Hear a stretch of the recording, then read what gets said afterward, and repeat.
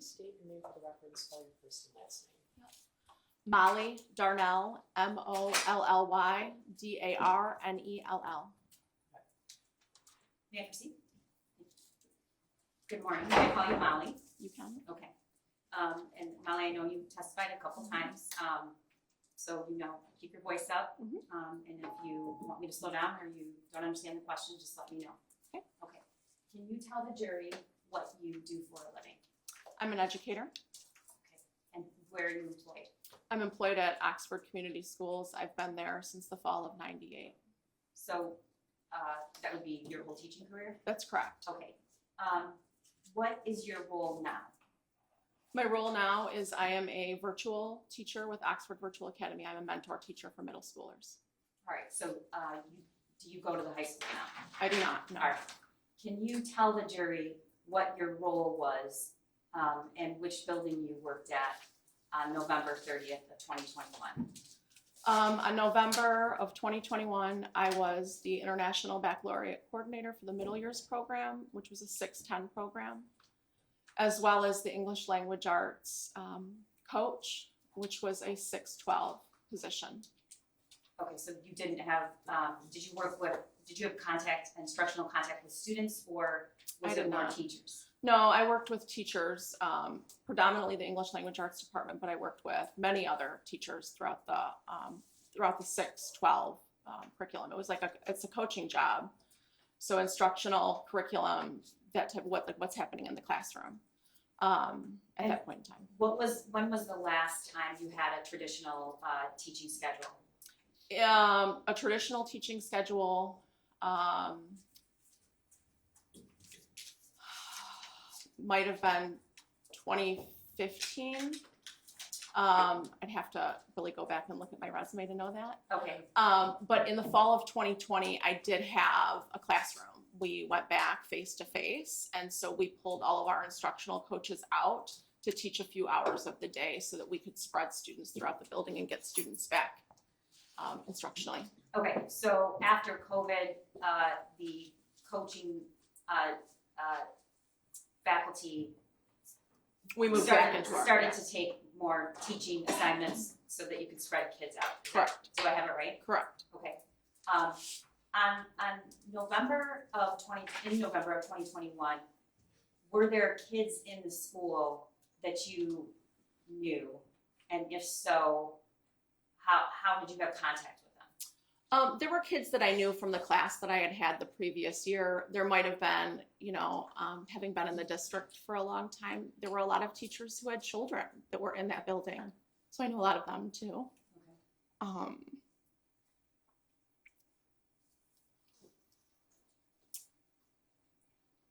I'm glad you brought that up. Does Oxford have a lot of faculty who send their children to the district?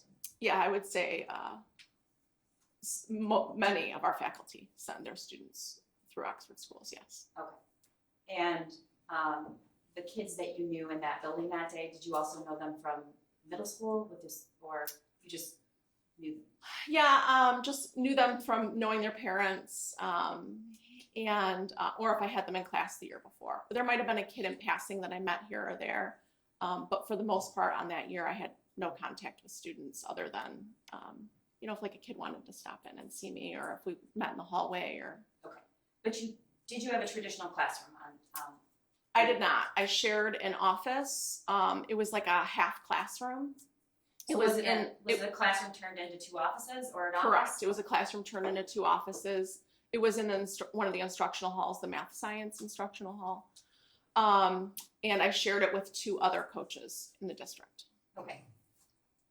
You're the first witness. So the jury is not seeing a map of the school. So I'm going to put that up in a minute. Okay. It's already been admitted. There's no objection to that.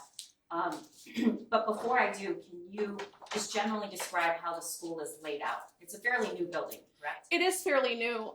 The main part of the building was opened, I think, in the fall of '98, the year that I started with Oxford Schools. And then I think it was the fall of '04 that we started, that it became the high school. So it's a fairly new building. There is like one main hallway that kind of runs up the center and it hugs into the courtyard. It almost reminds me like if you opened it in a map, you would see it almost mirrors itself in many ways, especially the area that I was in. Okay, and your hallway were the hallways organized by subject matter? Yes, we had like our foreign language hallway, our English language arts hallway, we had our math section, social studies, and then science wrapped around the side. Our electives were on the outskirts of the high school. And how did the students and the faculty refer to bathrooms and exits? How did they describe them from one to the other? It might have been like the exit by the staff parking lot. That's how I knew them. Okay. I know that there are numbers on all the doors. Numbers are not my thing. It's your English. Where is this? Is there a senior? There is a leisure senior, area yes. at Oxford. Yes, so right up that main corridor, which is like, if you folded it, there's like this one main hallway. Right in the center of the building is considered the senior window. And that is right in front of our courtyard, one of our courtyards. And the hallways, the subject matter, did you typically find upperclassmen, lowerclassmen, or it was all mixed in all throughout the building? Well, many of the seniors did hang out in that area. There were kids throughout the building. There was no area specific for like freshmen, sophomores, or seniors. All right, I'm going to show you now and the jury what's been admitted and marked as People's Exhibit 9. Can I get this to turn? Yes, it should. Can I do You just take 6 seconds. Yep. Oh, okay. That was on last. It'll take a second. Perfect. See it? Thank you. Yep.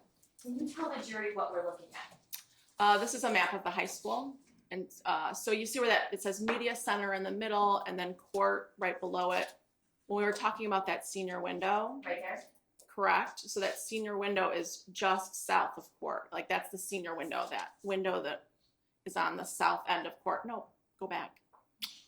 Yeah, right on like the south end of court. Sorry, south. Okay. Maybe I'm directionally challenged. I think I'm sorry, I am. everyone has I'm gonna this. wanna go north. Okay, so what, I guess it would be east. what was the number for your classroom? My number is 222. Okay, and we'll, right there? Correct. Okay. And then what's in the middle area right there to, Actually, sorry, I'm not 222, I'm 224. okay, I was right next door to 222. do you see 224? You can't see the number, but you can see between 226 and 222. 222. Yeah, Okay. there's a bunch of names written in that. That was all the coaches, myself and the other And coaches. to the left of that, what is that area? The other room on the other side. That, yeah, that, what is this area? What's in there? That area on the lower end is the science labs. On the upper end, there is I can see a bathroom to the right, a student bathroom. Mm-hmm. And the senior area is up it's up in the top. middle? Yeah, it's right there. Okay. Yep. All right. So I want to draw your attention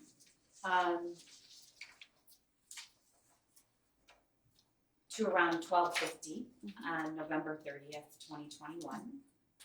Do you remember that day? I do. Okay.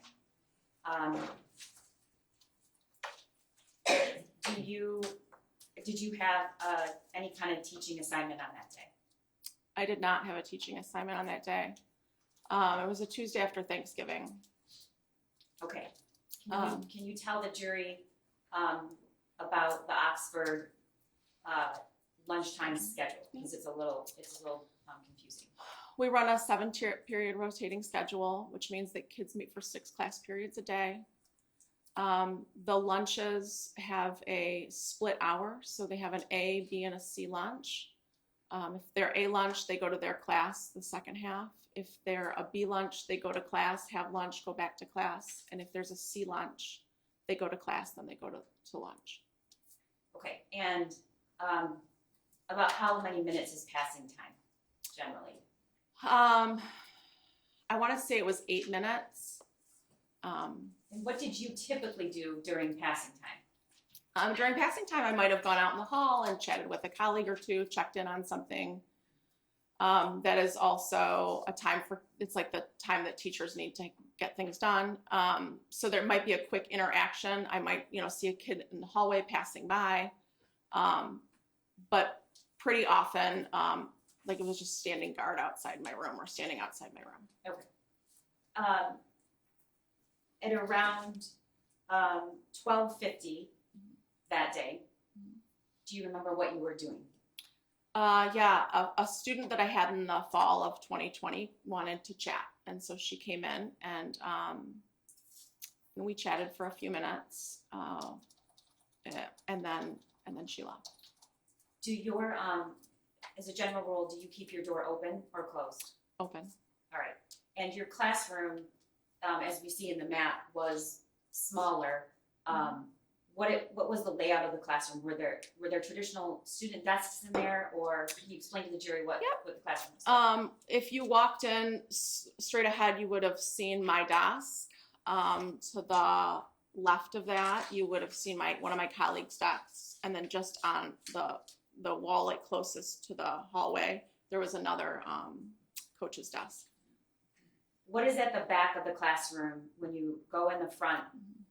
The wall you're facing, what is that? There's a large window that leads out to the courtyard. Okay. Once the student left, what did you do? There was a few minutes left during passing, and so I walked around to my desk and opened up my laptop. All right, and we're going to and check some emails. Yeah. Okay, and are you facing the door, or? I'm facing the door, correct. All right, and what happened next, Molly? I'm sitting on my laptop, reading through an email. The door's open, and I notice a group of kids running by. It was a movement that I had never really seen before. They were moving, like there was a hyperness to the voices. And it was almost like they were pushing forward, like trying to move as fast as possible. And that seemed unusual to you? That was very unusual to me, yes. Okay, why was it unusual? I have never seen a group of students move like that before. Because of their speed or the way that they're... I think it was all of it. There was a speed to it, the tone of voice. There wasn't any like, my first instinct was that it was a fight, but a fight, because it was the only thing that, was the closest to what students would be moving quickly or swiftly to, especially in that large group of kids. Did you stay seated or did you get up? I got up. I exited the classroom or the office and moved about in the hallway? Into the hallway. I moved into the hallway to see what's going on. Okay, if you look at the map, which direction did you turn? Did you turn towards I door turned 4? Towards door 4. Okay. So I turned towards door 4. What did you see in the hallway? I see, so the hallway kind of bends. So I come out of my office and I'm closer to that 221, but not fully there, right? I'm closer to 221 and I'm looking and I can see all these kids rushing out of door 4, which didn't make sense to me because, again, I'd never seen this happen. So that's what you saw. Mm-hmm. Did you hear anything at that point? It was silent. There was no noise. Was that unusual? Absolutely unusual. Okay. At that time, yes, absolutely. And what did you do next? I moved back into my classroom, trying to understand what's happening. And I walked back into the classroom and I'm thinking, okay, could there be a prank? I doubt there would be, and so it's probably 10 seconds, if 10 seconds. And I hear three things really close together. Okay. What did those three things sound like? One was an announcement, the bells chiming, an announcement of our principal coming over the PA and saying, we're headed into moving into lockdown. This is not a drill. Okay, and you, as a faculty member for this many years, what is lockdown? What have you been trained to know about that? What does that mean? So we're trained in the Alice protocol, which means we have to use our senses to figure out what's happening. But with all of those students and with what I was hearing, the two additional things that I was hearing was like a loud pop, pop, pop, and then multiple doors slamming. I moved to shut my door and lock myself in. I want to stop for a minute. Mm-hmm. What is your experience with firearms up until this point? Up until this point, my experience with firearms is limited. I have, however, shot a weapon. I have in my life shot a weapon. Okay.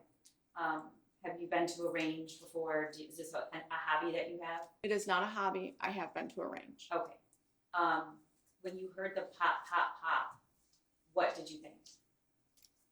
I thought in my head I could have mistaken them for lockers slamming easily. They did not sound like gunshots to me, but I'm not really, I've been to a range once. I've not, I don't really know what a gun sounds like. Okay, so what you said the three things, the announcement, The pop, pop, pop of a weapon that I now know, and doors slamming. Okay, and what did you do? I moved to shut my classroom door because when I had come back in, I had not shut it. So I shut that classroom door, and we have a night lock next to all the doors.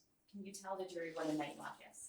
A night lock is a device that slides into the door.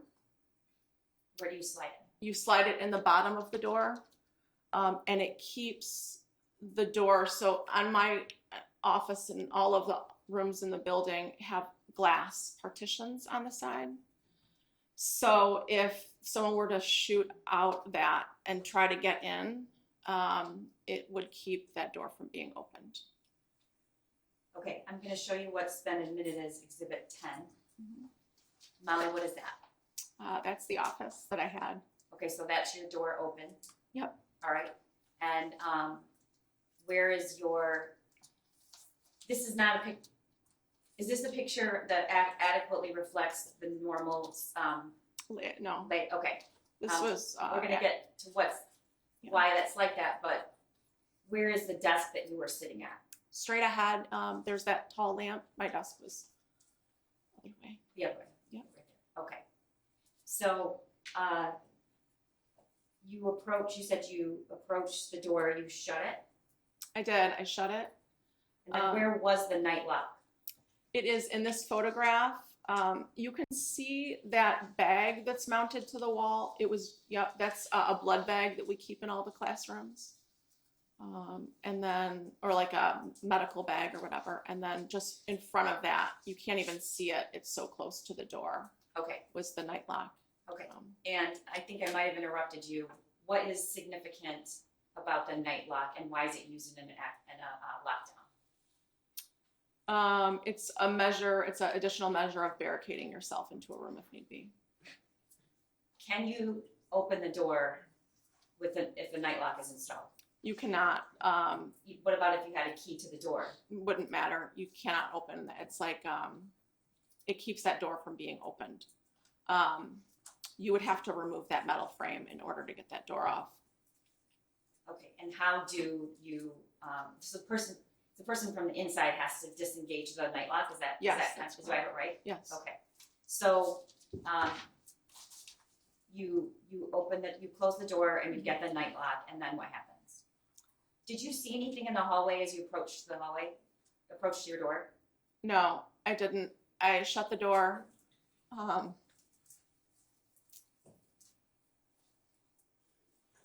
can hear that door shutting. It's completely silent. And I grab the night lock. And I look down at it because depending on which way your door opens, depends on how it goes into the door.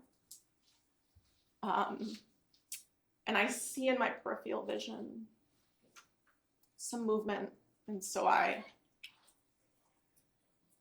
look up, and in that moment, I see someone wearing dark, baggy clothes. And are you seeing him through that window right there? Yes, it's Okay. through. You describe the person. The individual is wearing a hoodie, baggy clothes, a mask, and there was a skull cap on, or like a. So were any parts of this individual's face visible? I did not see any part. I mean, only his eyes, and he was wearing glasses. Okay. Had you ever seen this person before? No. All right. And when you looked through the door, where was this person? How was he faced? Was he facing you? Was he to the side? At the moment that I locked eyes with him, we were standing square to one another. Okay. Tell the jury about locking eyes with him and what you saw. So I lock eyes with this person, and I see some movement coming from the side of him, and I realize that he's raising a gun to me. I remember thinking in my head, there's no orange tip on that gun. What does that mean? I had heard somewhere in my past that BB guns have an orange tip. And my body reacted, and I jumped to the side. You're Yes. motioning that you jumped to the I right. jumped to the right, so I'm jumping this way in the room. And at this point, the door's closed. The door is closed, yes. Is there a window on the other side of this door, or just what No. we see? Just Okay. what you see. All right. You jump to the right, and then what happens? I'm turning and I'm jumping to the right, and then I feel my shoulder move back. It feels like I've been stung by hot water. Okay, you're pointing to something. Yeah, on my arm. On your left arm. Yes. Okay. Um, At this point, did you manage to get the night lock in already? no, the night lock's in my hand. So he could have just opened the door. The door was locked. Okay. Like the lock was Okay. on it, right? I look behind me and you can see the bullet hole in the glass leading out to the courtyard.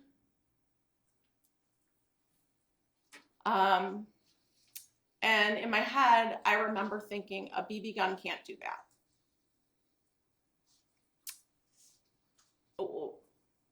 The instinct in my body was that I had to barricade this door. But I'm afraid to go back to the door to put the night lock in. Okay, I'm sorry, I have to stop you for a second. After you locked eyes and you see a gun, do you hear anything? Nothing. Okay. Oh, well, sorry. It's okay. It's totally silent in the hallway, but I do hear 3 loud pops.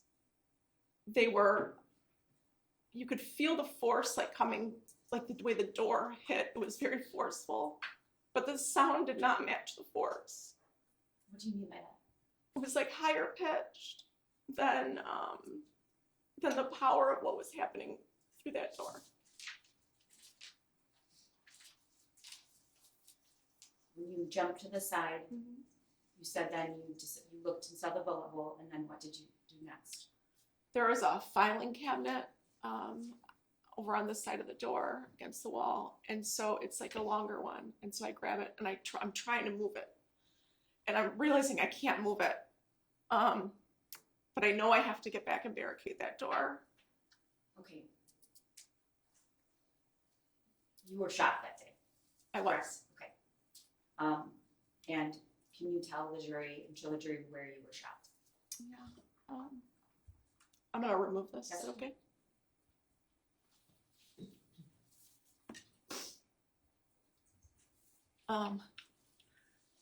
You can step down if you want to, it's okay. Okay. So, you can see it's kind of like on the back side of the arm. It's not straightforward. Like you can't see the scar when I'm standing straight forward. So he caught me when I'm jumping on this side. He catches me.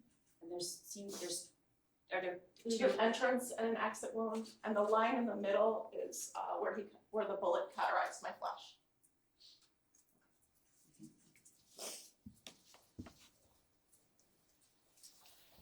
When you were trying to move the filing cabinet, at this point, did you, I'm okay.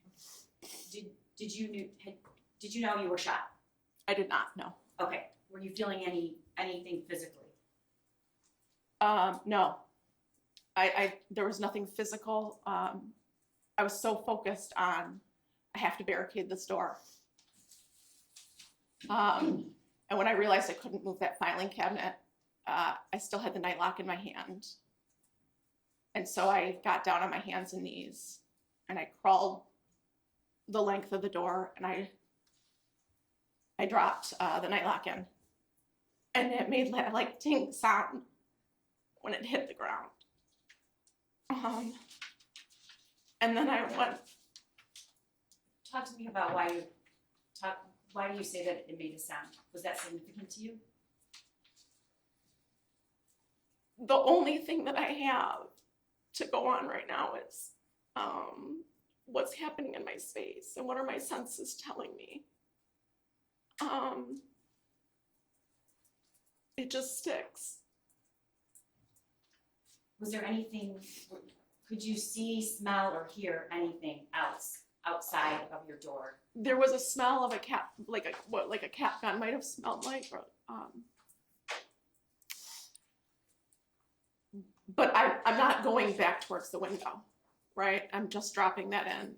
And then I grab the rolling cart, which is also against that back wall, and I push it, and that's what you see in front of the door. So that piece of furniture is the rolling cart? Yes. Okay, and you could move that? Yeah, it was really easy to move. It was just a push. Okay.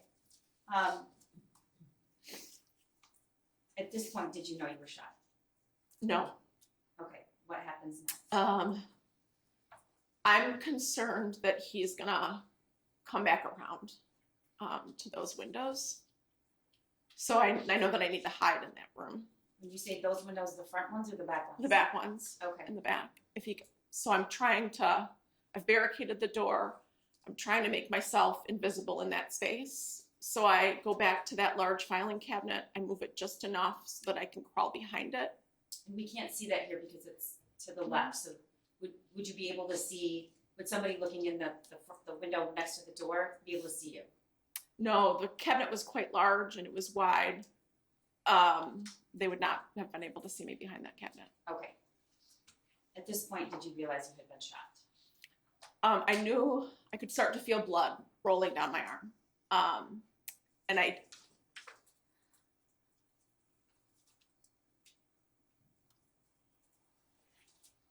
don't think I was admitting that I was shot, right? It's not it was so far out of what I knew to be what happens. And so I just knew that if I was bleeding, I had to put a tourniquet on. But I can't get back to that bag that has medical supplies in it. So I removed my cardigan that I was wearing that day. And I used one of the sleeves to tie around my arm. I put part of it in my mouth and the other part in my hand, and I just tightened it around my upper arm.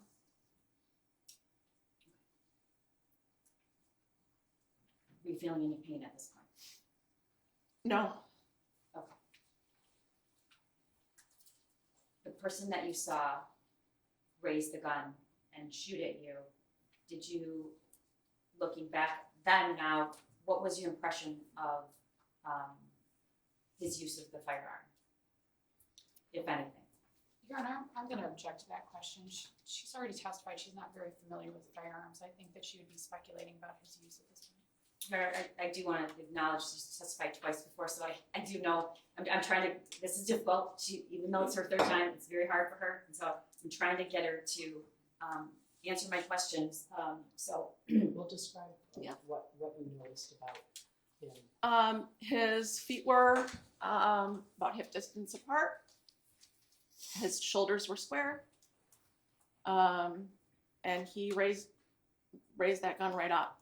It was probably a second from the moment that I locked eyes with him. Okay, just for the record, you're raising your arm at shoulder level. Was it 2 arms or 1? I don't know. I just remember seeing the one arm and my body instinctually moved. Okay. So after you tied the tourniquet, what did you do? Were you hearing any announcements? Did you have a phone with you? Did you have a way of communicating with anyone? I had my cell phone.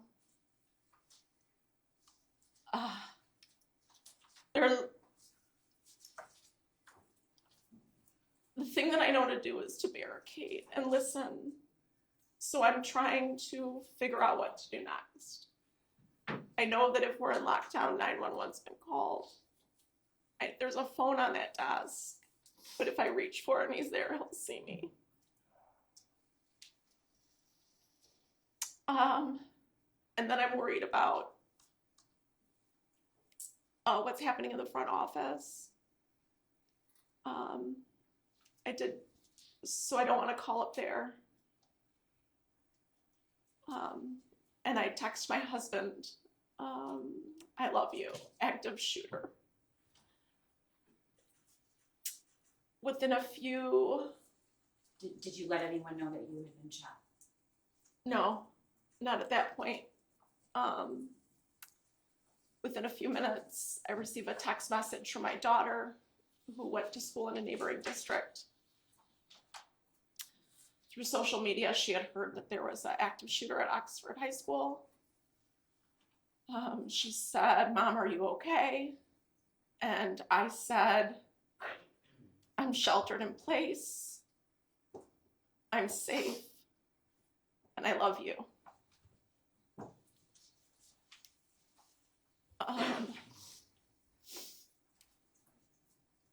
And I'm just listening to what's happening outside, trying to distinguish what's my next move. What are you hearing?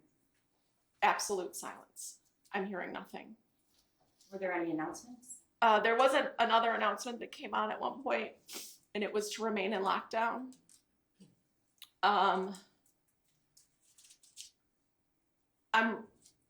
There's a hallway text thread that we have. That there's no one texting on that, but Do you there. mean the teachers Yes, in that in the hallway have hallway. a group text? Yes. Okay. No one's texting on that, but in the other part of the building, my language arts team says, I'm hearing there's an active shooter, and I said I saw one. Do you say, "and I've been shot"? I did not say that I was shot. Okay, is there a reason you're not telling anybody that you've been shot? Is that because you didn't want to really understand it, or? I think that there's definitely a part of me that was in denial about what was happening in that moment. I also think that what I know is that building has to be secured to save the most amount of lives. And telling anyone that I'm shot when I'm not, when I do not need help, is not beneficial. So you didn't want anyone to help you? I did not need emergency medical attention at that moment. Or at least that's what I felt. Okay. How long do you think you were in that classroom behind that cabinet? I'm in there for about, I would say 20 minutes. And I'm sitting on my bum. And at one point I hear footsteps in the hallway because my back's facing that hallway. And I think they're starting to evacuate those rooms. That was the decision, that was the moment I decided to text the teacher next door to me. She's in room 222. And I just said, no one knows right now, but I've been, I think I used the word hit. I've been hit in the arm. And then I did say, I hope there's no one else. She then alerted. I believe she called 911, and there was another teacher in the room with her, and he alerted the front office. So at some point, did somebody come to try to help you? It was pretty quickly after I sent a text message to them that Kurt News, who was our assistant principal at the time, that he shows up at my door knocking, Molly, are you in there? And from behind that filing cabinet, I said, yes. I've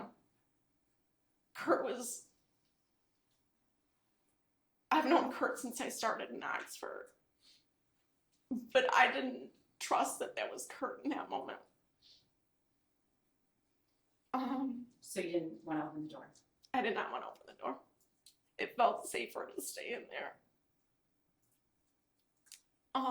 And then a few seconds after, there's police officers at the door, and they're like, are you injured? And I said yes. And so they asked me to, I think I said, do you want me to, I kind of like crawled out from behind, and I was like, do you want me to take the night lock out? And they said yes. Do you want me to open the door? And they said yes. And I'm still on my hands and knees at this point. And I reach up for the handle. And that door swings open, and they grab me from under my arms. And they pull me up and out of the classroom. And I can see Kurt standing on the lockers, like against the lockers. Okay. I'm going to show you what's been admitted as Exhibit 11.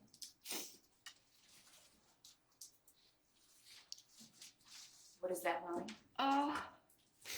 That's them at my door. And that's them walking me out. You can see that there were multiple police that were around that door when they pulled me out. And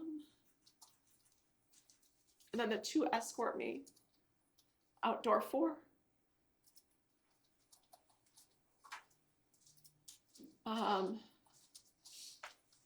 We get outside of door 4, and the one says, I'm going to put a real tourniquet on you now. It might hurt a bit. And then, Is that what's happening right through the window? You can see in the yes. video? Okay. And then they said, we're going to call and see if there's an ambulance available for you. We need to know if someone needs it more than you. Okay, when you came out, we see somebody there, an officer with a weapon. Mm-hmm. Was there anybody else in the hallway? Were there any students? There was no one in the hallway. It was completely silent, with the exception of a walkie or two that was going off. And what information did you have at that point about the shooter, or did you know somebody, if they're still in the building? Did you know if there were victims? What did you know? I have no idea about anything, but when he says, we're going to see if there's someone else, I think it was the moment that I knew that there was someone else. When you got outside, what did you see or hear?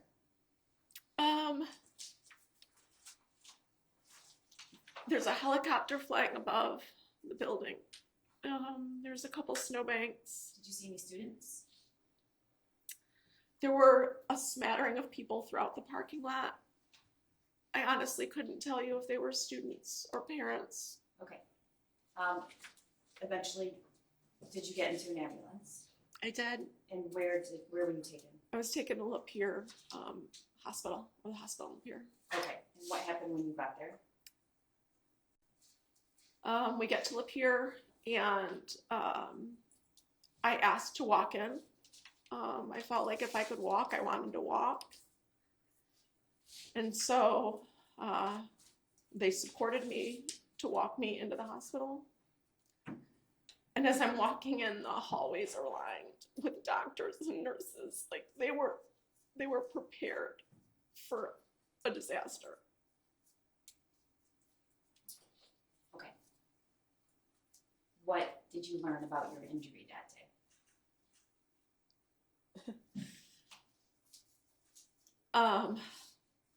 It was through and through. It was clean. They ended up doing a chest x-ray on me in the hospital to make sure that no debris from the bullet came in. And that was probably the first moment that I cried, because it felt like I had made a mistake in the classroom. And then I had actually put my life in danger. I didn't know if I was hit somewhere else. What do you mean you thought you made a mistake? I didn't know if I was hit somewhere else. I couldn't understand why they were doing a chest x-ray on me. Okay. Were you released that day? I was. My husband came up to the hospital to come get me. We went home that night.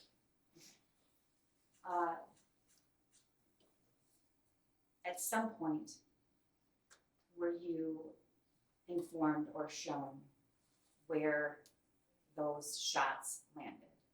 Yeah.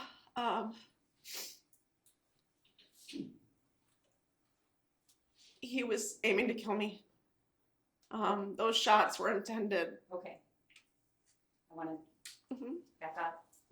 When did you learn where those shots landed, other than you knew it hit your arm?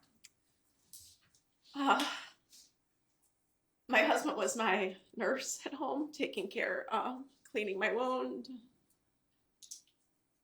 And at some point when, I'm holding it out, I realize that's a heart level. And he was aiming to kill me. Okay. How many inches is it from your heart, Molly? I would say about 6. Okay. At some point, were you shown the picture of your door that depicted? Okay. Yeah. Do you remember when that was? Yeah, I saw that photo in your office. Okay. When you came in months ago to talk Mhm. about the testimony. All right, Molly, I'm showing you what's been admitted as Exhibit 12. Is that the classroom, your classroom door? It is. Okay. And the pink rods, do you know what those indicate? The bullets that came through the door. Okay, and when you saw that in my office, what did you say? He was aiming to kill me. That's a shot to the head and to the chest.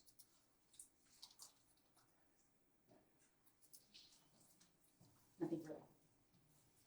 Molly, can I ask you to tell the jury what Alice is? Oh, thank you. Alice is a protocol that we follow. If I could remember the entire acronym, I would tell you, but it's like we have to listen and make alert. We have to make a decision. Are we going to lock down in place? Are we going to flee the scene? Or are we going to have to go on the attack that like someone would come in the room?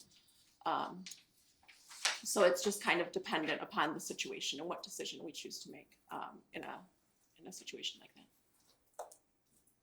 Thank you. Cross Ms. Lehman. Nothing wrong. You should be excused, Your Honor. Yes, you can step Thank down you. when you're excused. Our next witness involves the exhibits that we spoke about earlier today. Okay.